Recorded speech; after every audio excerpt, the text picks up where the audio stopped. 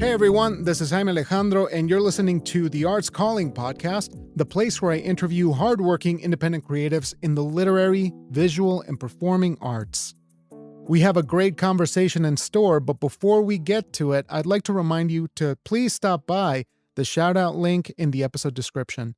Every week, we have a brand new project from a previous guest of the podcast, friends of the show, and just all around interesting things going on in the independent world of literature, the visual arts, and the performing arts. So there's a lot of fun stuff to discover there.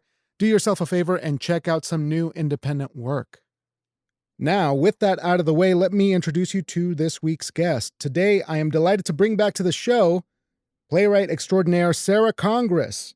Sarah is an award-winning playwright and screenwriter. Her play, Melting, was just selected to be produced this October at Siena College for their Climate Justice Play series. She co-wrote the screenplay, I Can't Hear You, which won Best Comedy in the 2024 Jersey Shore Film Festival and second place in the AP in 3 Film Challenge in Asbury Park. Her comedy, Overdose, won second place for Best Short in the 2023 Downtown Urban Arts Festival at Playwrights Horizons. She teaches playwriting and screenwriting and works part-time for the Dean's Office at Columbia University School of the Arts. Learn more about Sarah at sarahcongress.com. Well, folks, I got to tell you, you're in for a treat. It was such a pleasure to catch up with Sarah once again about all things playwriting. But of course, we also discuss going the screenwriting route as she has some experience in that field as well. And one more thing, do yourself a favor and stop by the episode description so that you can check out Sarah's upcoming playwriting workshops.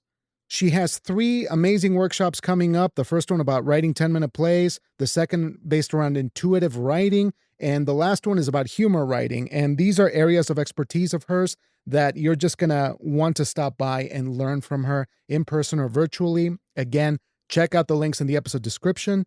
And I got to tell you, this was a blast to catch up. So with that out of the way, let's give Sarah a call.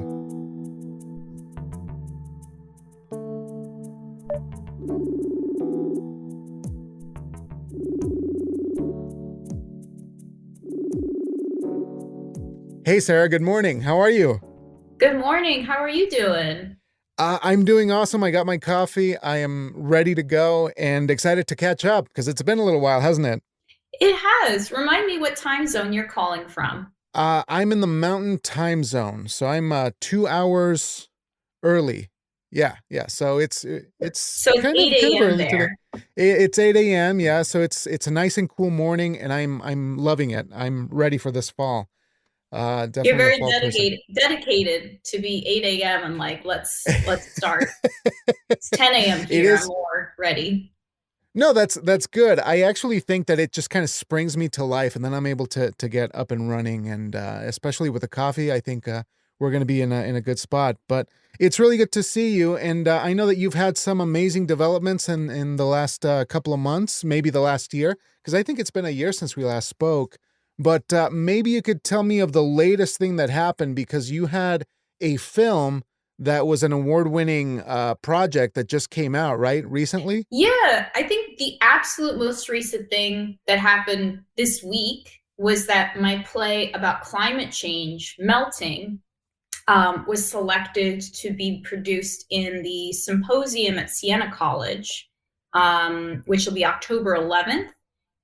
Excited to go up to the college, and also happy that there's a home for comedic pieces that deal with real life issues like climate change. So yeah, very excited to work with the team at Siena College about that. And you're absolutely correct. I have been working with a producer down the shore named Karen Whitman, who has a company called Vassana Ventures. And I helped her write a film called I Can't Hear You. And it won second place in AP in 3 in Asbury Park, which was very exciting. And then very unexpectedly, I woke up to a text in, I believe, July with all these photos, because I actually didn't go to the awards ceremony. It was on the Asbury Park Rooftop Hotel. And she said that our short film won Best Comedy in the entire Jersey Shore Film Festival. There were all these amazing photos of the cast and her family and her husband. And I'm delighted to say that that really sparked her to keep making films. And I'm very lucky to have helped serve as a co-writer for her latest film, which I haven't seen yet. Oh. I was not present during the filming of it. I was not on set, and really excited to see what she and the team did with that. And we'll find out, fingers crossed, about the AP&3 Film Festival this year and whatever life she decides to take on that. So that'll be our third screenwriting adventure in less than a year, or just about a year. Wow. So very motivated producer. Yeah, that's an incredible turnaround for these kinds of projects, because usually, as we know, making a film is anything but a straightforward path. So if we could maybe broaden the conversation for a moment, because I love this idea of finding good partners, finding good collaborators. And as you have gone down this path, and I know I love just hearing your advice on this, because you're a very efficient, very driven person. Thank And you. I'm curious if you could elaborate a little bit more on how to find these kinds of collaborators. What are the things that help you sort of suss out people that you want to work with? Because once you start getting busier with work, I imagine it's harder to kind of figure out who you want to work with. What a wonderful question. I think that what I personally love about writing for producers or directors is that it's such a team game. My role is to hear what they are looking for, take their script, if they have a script, with the producer down the shore. Karen will present, this is what I'm going for. And we sat over lunch in Asbury in August, and for 2 hours, I just took a red pen and said, this joke might be a little bit funnier, or, have you thought about this? So it's a very collaborative way to write. I've noticed with film, it's so enjoyable because it's such a team sport. My role is to, using the craft, the tools I have of character, tone, mostly rhythm. I think bringing rhythm and cadence of this person, the producer's coming from it from a money standpoint, from how the heck am I going to cast these parts standpoint, time standpoint. My role is to take her vision and think, how can we make this a melody? How can we take everything in all these parameters and help her get to a boom, boom, boom, boom?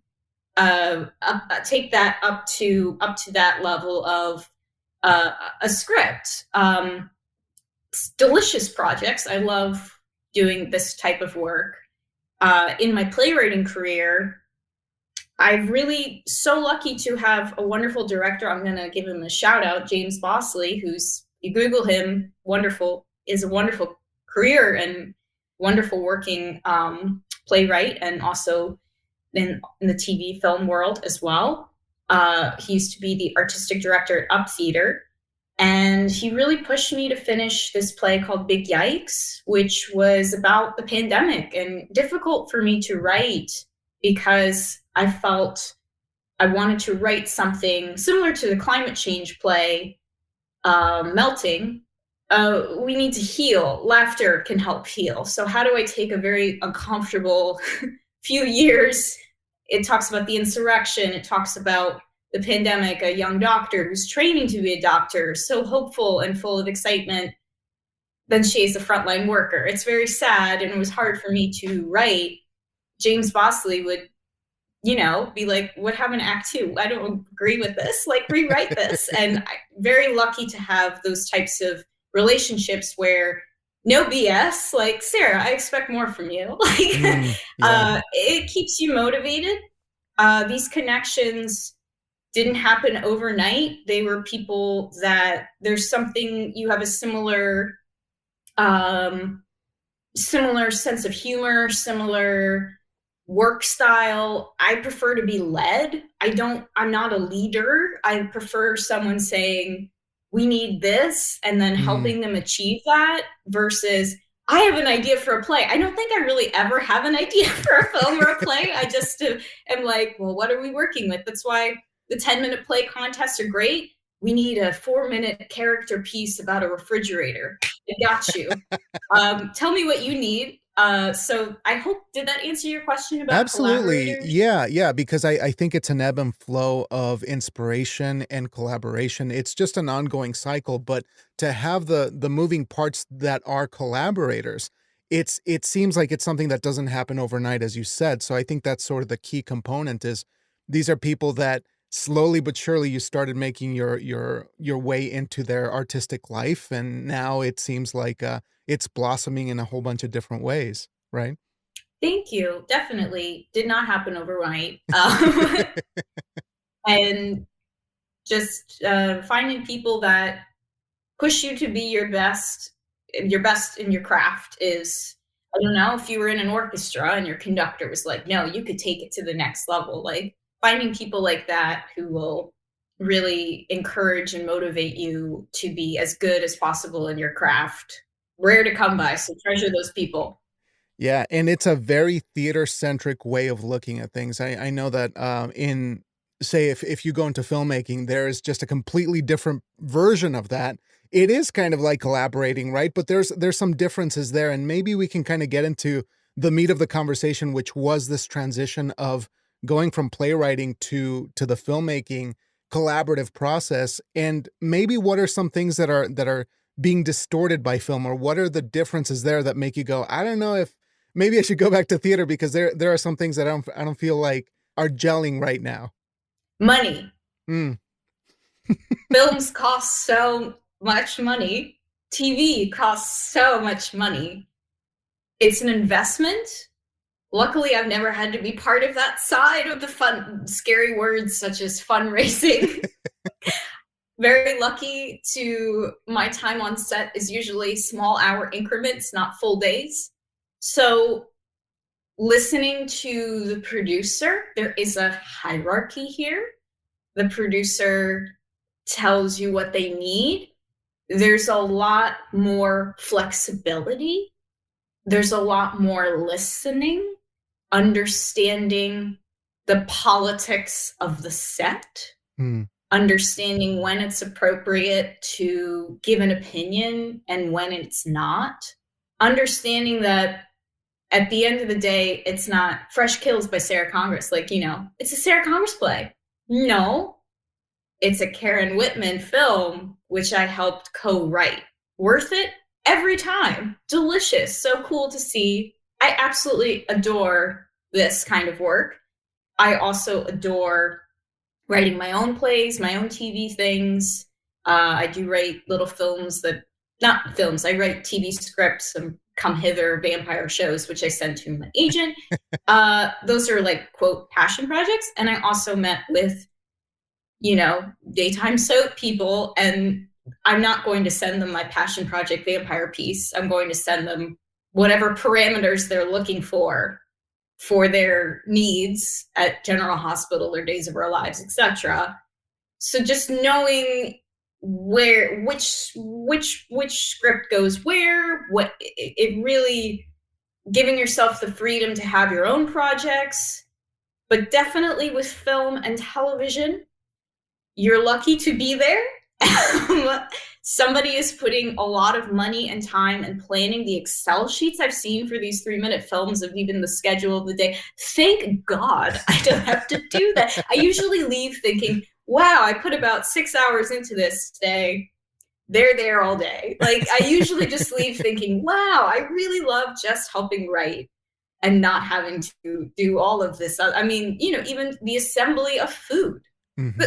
Yeah, yeah. Well, there's children in the film. They need a break. People coordinating the breaks for the children. It's absolutely insane. And I've only delicately dipped my toes into the short film world 3 times this past year, and a little bit of like log line and pitching momentum. Uh-huh. Yeah. It's an organization. It's a big thing. Absolutely. Yeah, but it seems like it does come in handy to have the skill set that you have, which is this ability to look at it like a business. I know that we talked in the past about how sometimes you just kind of have to set your ego aside and get to work, right? You can't be precious about Hmm.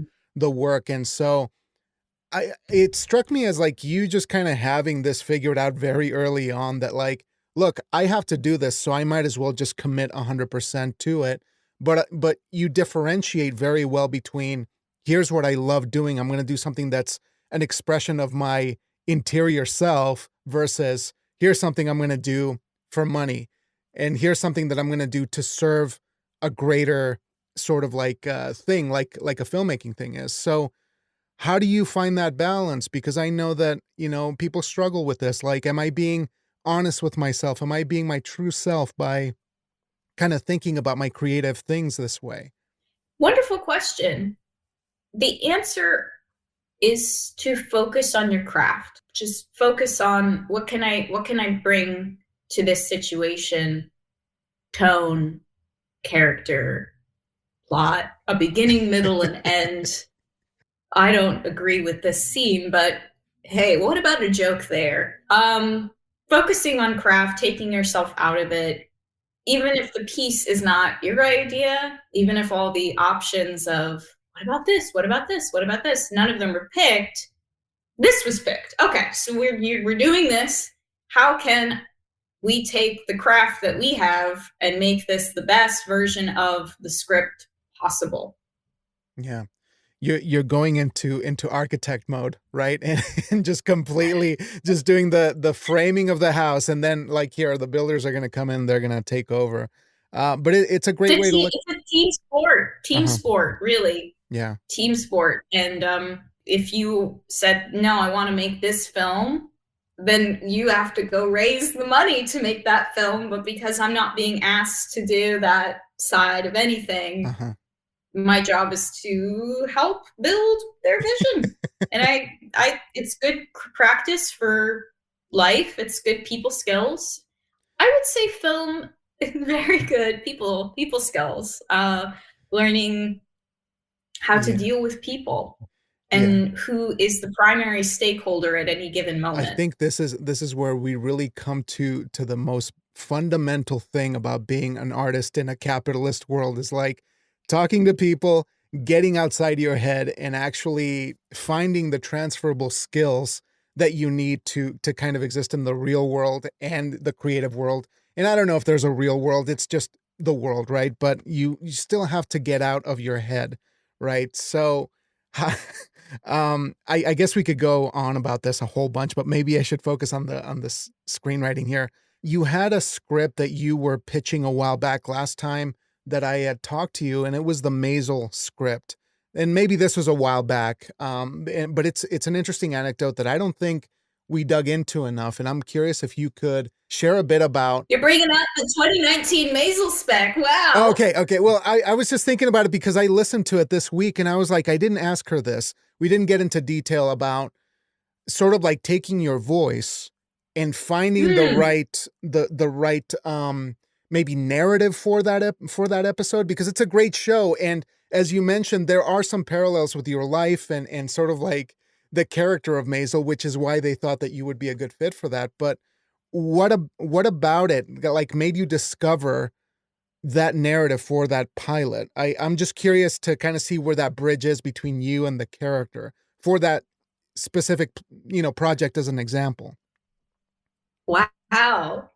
Wow, what an interesting question. Sorry, I'm catching up too from like the last time we talked. Now I'm like, oh, I left a lot of stuff uncovered, so maybe we should backtrack a little bit. When Maisel came out, a friend and a mentor and a couple people thought, you'd really like the show. You should watch it. So I watched it and I was like, oh, this is funny. I loved Gilmore Girls. Wonderful show. There's a lot of warmth. There was the irony that I, did live on the Upper West Side, which a lot of it was being filmed around us. Mm. My mentor suggested writing a sample script, which I'd never done before. So I wrote an episode called Shabbat Blessings for the Baguette. Writing for characters that I'd already seen and heard was so much easier, to be honest. Mm. because it's if you said, can you write me a one-man show? I know what you sound like. We've met a few times. I know what your intonations, I'm not sure what the word is, but I know the rhythm. It's very musical, I think, when you're doing a spec. It's like, I know what notes they can hit. I know what notes to avoid. I know what plot lines they've done. So what if, the episode was more about Rose, and Rose gets her chance at that would be delicious to watch, because I can see the character and I can hear them saying this word. So I wrote the Maisel spec in probably 24 hours. I think I was really inspired and actually stayed up and finished it.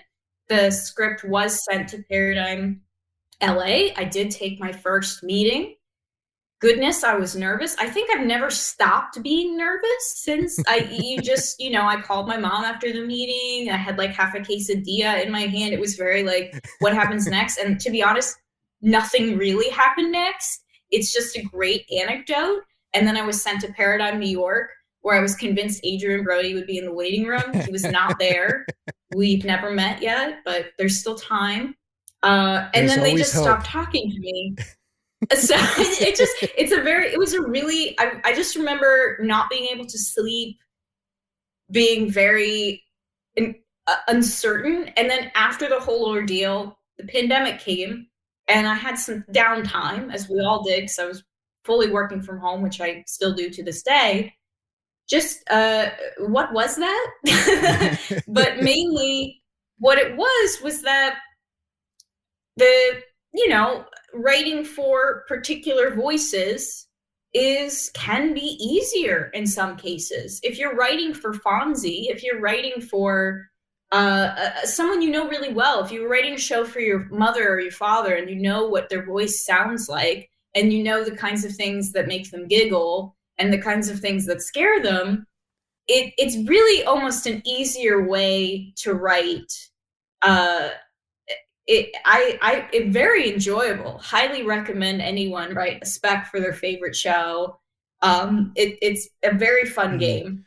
I'm glad you bring that up, because I did want to ask you why every playwright should write a spec script, why every playwright should have, that in their back pocket, not only as a business sort of thing, to kind of present in your back pocket just in case, but what are some things, maybe this is a two-part question. So why should everyone have a spec script in their back pocket just in case? And why should what can a playwright take away from writing a spec script back into the theater? I think a writer should only have a spec script around if they enjoy writing for other people. I think if you're the type of writer that has big visions, this is what I want. I've never been that writer. I just enjoy writing, writing for people. Right. I don't have my own big ideas, really. Writing just whatever. I just write. I'm just a stock writer. Really creative people who have big visions, want to make big things. Not sure if a spec's right, but perhaps they should be fundraising and making their vision and dream happen. Someone who is a playwright, loves to write, writes every day, wants to keep writing, wants to get better at their craft, wants to learn how to write for different voices, definitely have a spec around. Mainly it's a fun exercise. These things should be enjoyable. We're only doing them because they bring us pleasure. To me, writing the spec felt like playing with my Barbies as a child, like a scenario from Sabrina the Teenage Witch. It felt very, very similar. And then Sabrina comes in and says, "Duh!" To me, the playing with Barbies became just writing plays and whatnot. Always very pleasurable. So I don't think anyone should do it. There's diehard people that want to be producers and writers and work in television. Sure. But I can't speak from that because that's never been my goal. My goal was just really love writing, want to do it every day. That's a great plan to have, no matter what your creative dream is. I mean, just having a little bit of time to do it every single day. And that actually applies to the way that you see things, which I do appreciate too, is this idea of carving out your day to make sure that it sort of suits your long-term goals, but in like sort of like a day long serving, like what does your day look like? And Mm. you know, like there's so many things I want to ask you about, you know, that kind of preparation and like meditation and all these things. But we covered a lot of that. Maybe in a little bit. But I wanted to come back to this environmental play that you wrote. And maybe you can share a bit about the process behind putting this one together before it even reached the production stage. Like, what was the I guess the what were the embers of this project, and maybe we could try to use it as a way to learn more about your process. Wonderful question. I had a show last year in the International Human Rights Festival called Atlantic Pharmaceuticals. Had a wonderful experience with the International Human Rights Festival, so decided to write a piece for the International Human Rights Festival. And one of the topics that they listed was climate change. They were looking for climate change plays. Blanking on the name, going to look up, I read this wonderful book from the library called Not the End of the World by Hannah Ritchie, which really was a phenomenal nonfiction book explaining what we need to worry about, what we can do about climate change, and why we don't need to be so doom and gloom about it, that there's things that we can do every day. Very inspired by this, I thought, how can I turn these facts and positiveness, instead of this big gloomy issue, how can I turn this into a kind of silly comedic sitcomish scene that breaks down the issues at hand? So I said it in a crunch gym at the staff meeting. They all think they're going to talk about the fall schedule, and the gym trainer's like, no, we're going to talk about climate change. And they talk about how each staff member, you know, and there's a yoga instructor, there's the kettlebell guy, like there's your stock characters of the gym, all with their own eccentricities. They're all a little funny, a little strange. And together they learn ways that they at the Crunch Gym can help, you know, Crunch West 82nd, which is a wonderful gym, taking wonderful classes there, how they can help make their community a little bit better, which I thought was the theme of this beautiful book that Hannah wrote. So the first place I've heard from is the symposium at Siena College, because I haven't, the festival I wrote it for, I haven't heard back from yet. And in the meantime, this beautiful opportunity to go up to Siena College for 2 days in the fall and see the leaves change, take a nice little Amtrak ride, and be around other people that are writing plays about this issue, which I'm excited to meet those people. I hope that answered your question. Absolutely, absolutely, because it's always interesting to hear the genesis of a project like this, because it sort of allows us to get rid of the myth around how difficult it is to do that. Because as a comedy writer, you do something that's really difficult for a lot of people, which is to make something this complicated funny and relatable and approachable. And one of my favorite lines that you said last time, and I wrote this one down because from the last conversation we had, was don't make it an issue, make it life. I was like, man, that's really, really good. And you could put that kind of make it like a memorable quote here, because it does touch on this idea that like there are issues that seem to be sacrosanct, and you can't really talk about them because they're serious and really intense issues. But I think you kind of got the recipe down, and I'd love for you to share a bit more about it, because it's so difficult to talk about certain things, and you're doing it again and again to great effect. And so maybe if we could elaborate on this idea of not making it an issue and making it life. What does that mean? Character. Humans. We're people. People really being in someone's head, in someone's voice, a person that you know. The lady at the post office who runs the passport line, be in her head. How would she feel about reading the news about a terrible oil spill? It's about character. It's about taking the issue and putting it in Maisel's head, in putting it into Fonzie's head, in putting it into Sabrina the Teenage Witch's head. Sabrina would probably get her witches together and solve the issue, probably using magic. Magic being just a different way of thinking. So how would Harry Potter deal with it if the Hogwarts became littered with an infestation of a new species of crabs that came because of the result of the oil spill? Like, just character is taking yourself out of it as much as possible, having characters, having empathy for people, for humanity, really takes some of these scary topics, because they are scary. They're scary. When I read the New York Times Daily Briefing every day, taking them and making them through the lens of character. Yeah. Yeah. It's a great way to avoid the panic attacks. I might have to try that then, is just imagine, these nightmares sort of like unspooled through characters that make me feel comforted. But if we That's could, a wonderful idea. yeah, yeah, a good mental health exercise, actually. But can you tell me a bit about your coaching? Because we kind of covered it a little bit, but now it seems like you've done this for a while now, right? The coaching, you kind of. Yeah.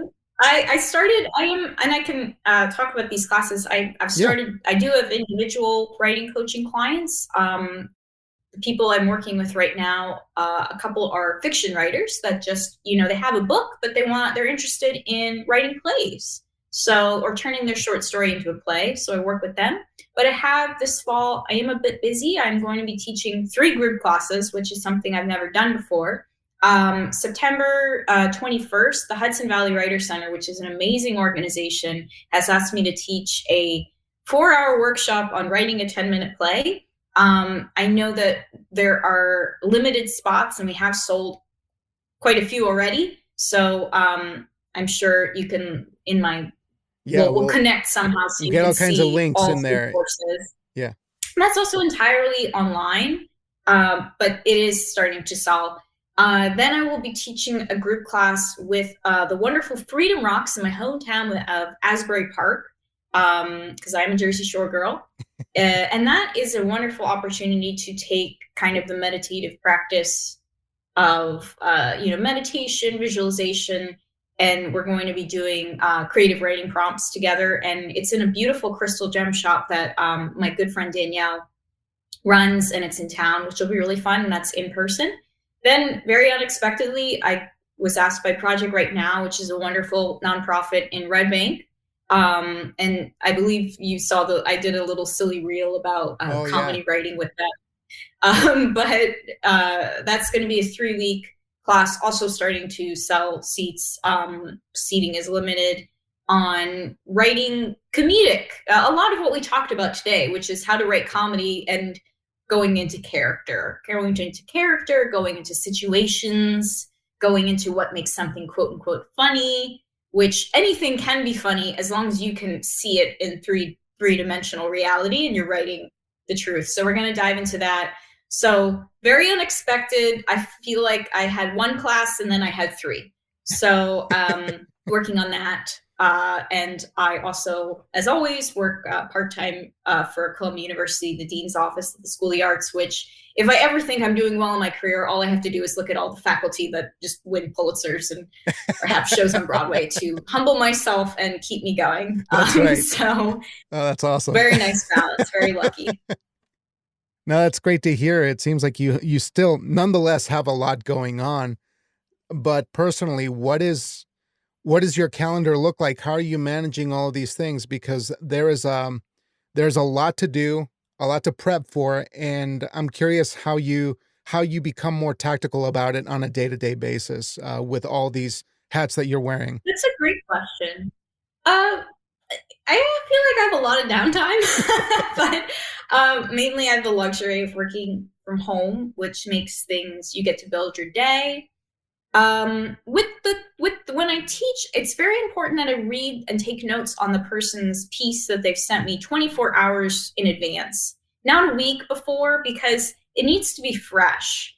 When I'm giving notes to a student on their short story or their play, I take notes, but I really I need to see them like immediately. So I've noticed that's been very useful to help guide a person's story forward, which is the goal. It's not your story. You're guiding a person to reach their vision of their or short story or their play or their script 24 hours in advance, take notes. I email them to myself. And then when we meet for an hour on Zoom, go over them one by one. That is a big thing that I do. I imagine when I'm teaching these courses, which again, new experience for me, will be the same, reading everybody's pieces the day before we resume class. For my own writing, I do make sure to write every day, even if it's just a couple silly lines for Come Hither, my vampire show. I'm on episode 3, or, oh, this would be a good movie idea, whatever, or, oh, this 10-minute play. Because if I'm not writing my own things or working on my own craft, how can I really give to somebody else without feeling depleted? So very important. That's definitely important. But really, I feel like I have a lot of downtime. So still feel like I spend way too much time cleaning my apartment. Like still very long time walking around. That's an essential part of the creative process. You're stewing in the idea. That's what we call it. Spend a lot of time at the gym, spend a lot of time at the nail salon, spend a lot of time mopping my floor, texting people. Definitely there's still quite a bit of downtime. Very lucky to have be able to work remotely, because that certainly gives you the flexibility without a commute time. Right. So I was going to ask you about Come Hither, which is your project, the big one that you have going on, but I don't know how much of it should be under wraps. So we don't have to talk about it. None of it. Okay, it's all fine. Right. Because it's a big one. Yeah. Log lines are hard to write. That's all I can tell you. My mom had to help me write the log lines. Probably the most difficult thing is when my agents asked for log lines, and I said, you can only send a sentence. So it's very, I would say, more than writing the pilot or the second episode, I was exciting to write. I wrote log lines for Big Yikes, my comedy about the pandemic, and I wrote a log line for Come Hither, my vampire show. And the hardest part of the whole process was the excitement when you get an email from your agent being like, can you send us log lines? And then the dread of, oh my goodness, I have to condense this entire plot and this entire piece into one catchy sentence. So went on Netflix, tried to read like little like catchphrases, and then literally went to my mom, who's an editor, and was like, I don't know, can you help me? And she helped me. So shout out to her. Yeah, it's amazing. You need a second opinion usually when you're coming down to those log lines. It's too much. It's too much to narrow down. How can you condense the world? Very useful though to have that description, because a lot of times when you're applying to, as you know, if you're like on NYC Blogspot, you're applying scripts places, just copy and paste that log line and like send it around in the description field. It's actually very, very helpful. It's a great exercise that I sometimes make my students do and never do myself, which should probably be changed, because wow, that's difficult. I really like, that was it. There was definitely a lot of struggle with that. It's hard. Yeah, that's definitely a skill to have in the toolkit, much like having that professional log line writer. That person would be a billionaire. Oh man. There's probably someone out there that just does this for a living. They're like, oh yeah, I got to read your entire thing and write a log line. Like that person is the person to beat. Yeah, that person's going to be set for life. I have a feeling. That person's going to be set for life. That person would probably also have the skill set to like win Jeopardy every day. That's true. Like, that's true.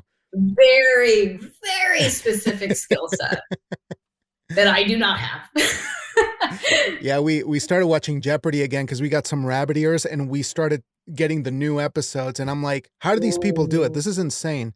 I can't. Is Ryan Seacrest hosting now? Did I imagine? No, well, he's doing Wheel of Fortune. Something. I just found out. Like I'm in the know now. So he's doing Wheel of Fortune because Pat is retiring at the end of this month. So like we're in the transition period. And sorry, this has nothing to do with anything, but yeah, Jeopardy. Has everything to do with everything. Yes, I would watch Wheel of Fortune for Ryan Seacrest for sure. Yeah, well, your season is coming. Your Seacrest era is on its way. Very excited about that.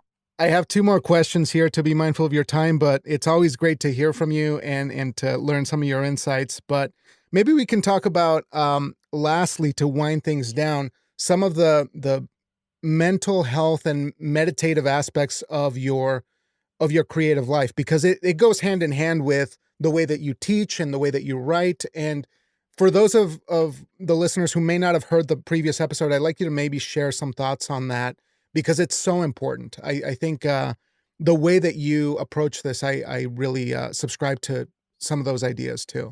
Definitely fan of meditation. I'm not the only writer who will preach meditation at you. Yoga, exercise, eating well, eating mindfully, long walks in nature, positive podcasts. There's something to be said too about not, we're in kind of a doom and gloom era. Like we read a lot of like, oh, there's no, I mean, sometimes people will send you articles that say, why television writers is a dying career. Like, very negative, like there's no jobs, there's no money, there's no, I don't even read those. I just say, thank you for sending this. Because the point is we're creating our own paths and there's always a way, there's always somebody that you can work with, like never doing things, going off the beaten path. There's nothing wrong with that. I would say the most helpful thing, and I see this with a lot of people, and I think my adventures in 2019 with Hollywood and my Maisel spec really knocked this out of me. Putting all your eggs in one basket, not a good idea for your mental health. Ever. Have a lot of pots on the stove. One of them will boil at some point, but a watch pot never boils. The experience I went through at age 28 in Hollywood with my Maisel spec was such a good lesson because I was not happy at that time. I was anxious. I was stressed. I had all my eggs in this Maisel spec basket and I wasn't enjoying my life. And I think since then, being very mindful about, I got lots of stuff going on. Let's just see what happens. Is a very healthy, and it was funny, I see a lot of people, they're like, I want this play to be published or produced or this, and I just say, why? Like, what is your goal for that? Why do you want that? Like, I wanted to be signed by Paradigm so badly. Yeah. I ended up getting signed by other people, and it doesn't really change much, to be honest. Like, you just get to say, yes, I'll have my team look at the contract, but you're still waiting on the contract. You're still waiting for the producer to hire you. You're still waiting on the details from Siena College. You're still waiting. We're always waiting. Like, it doesn't really change much. So just learn to stay busy, learn to stay productive, learn to enjoy your whole life, your family, your friends, your health, your neighborhood, your community. Nice, well-rounded life.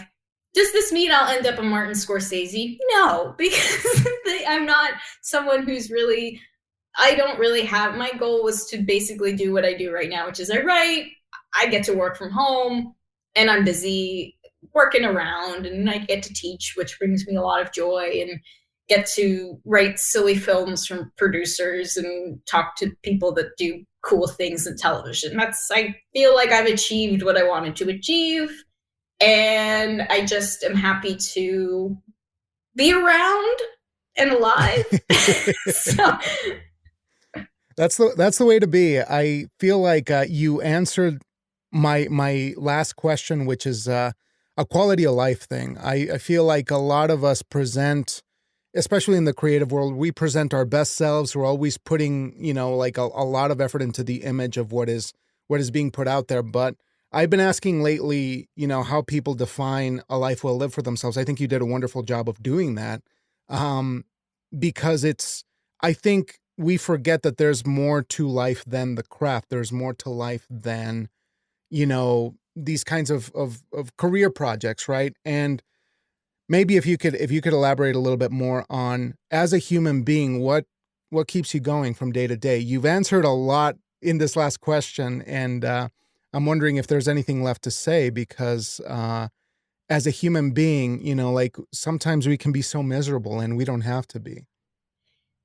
Connection, people, certainly. It's amazing how if you're in a bad mood, what going to a yoga class and chatting with a friend, how that can, thinking outside of yourself.